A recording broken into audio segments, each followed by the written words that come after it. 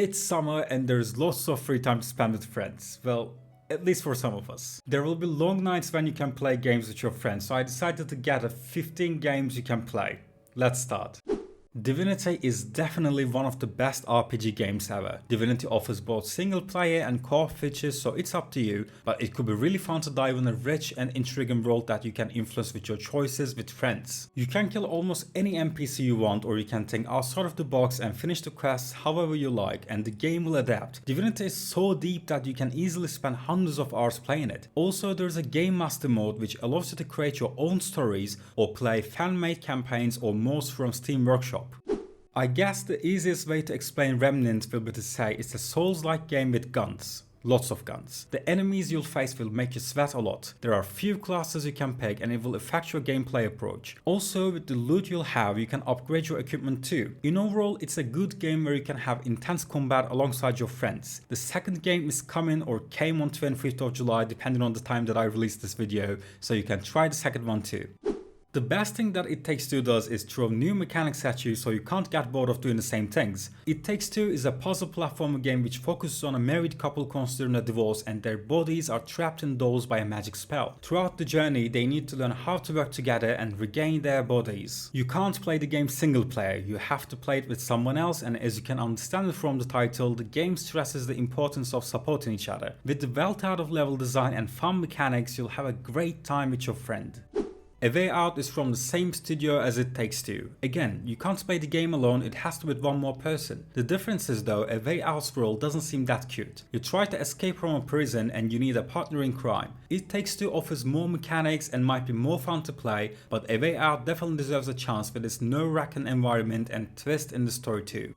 I guess the name gives it away, but yes, you build and run a ranch with your friends. With farming and animal husbandry, you make more money and improve your ranch and find other ways to earn more and build more. It's a classic but nice loop. The game is fun for single player fans too, but co-op makes it a lot more fun. You can spend lots of time playing with your friends.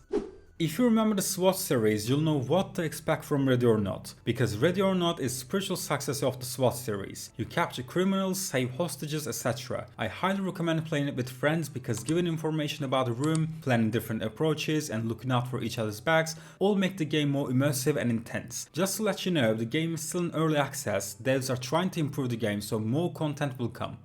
Satisfactory is an addictive first-person open-world automation game, and with addictive, I don't exaggerate. While you're exploring an alien planet, you can create factories, conveyor belts, and whatever you can think you might need in an automation game. The game is in early access, but probably more polished and has more content than some recently released games. I think you definitely should play it with a friend because at least you'll have an excuse to socialize.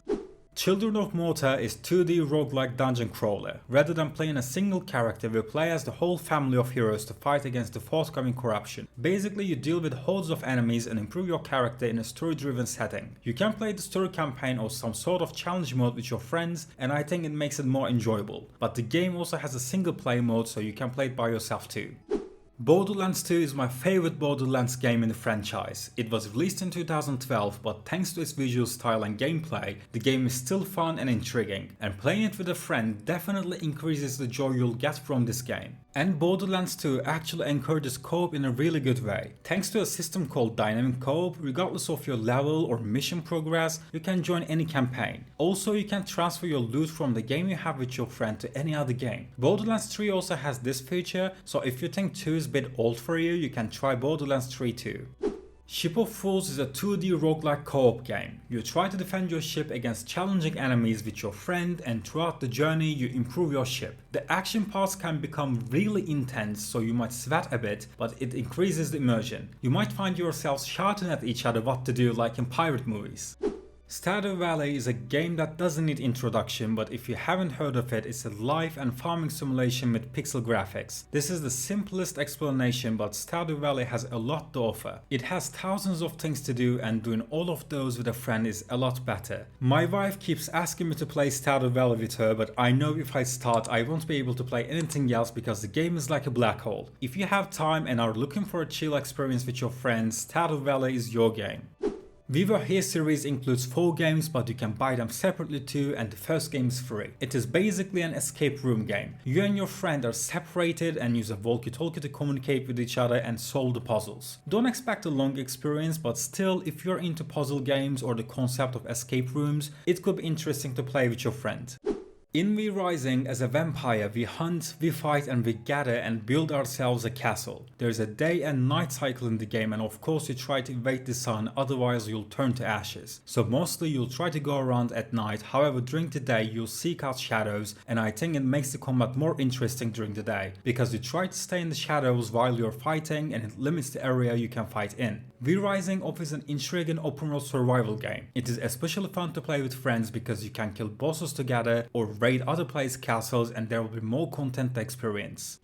Okay, to be honest, I don't know if you should play this game with your friend, because in the end your friendship might have huge damage. Cuphead is hard, I mean really hard. It's a 2D platformer game, and Cuphead's visuals and audio are inspired by 1930s cartoons. It looks nice and cute, but don't let it fool you. But even though it's hard, I think it's a great game. If you can't convince your friend to play together or don't want to ruin your friendship, then you can choose to play single player.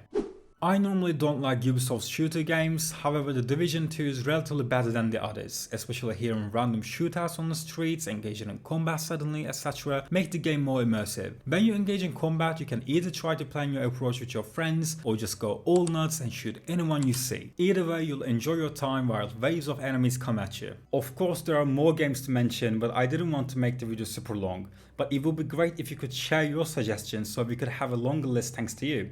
Enjoy the games and see you next time.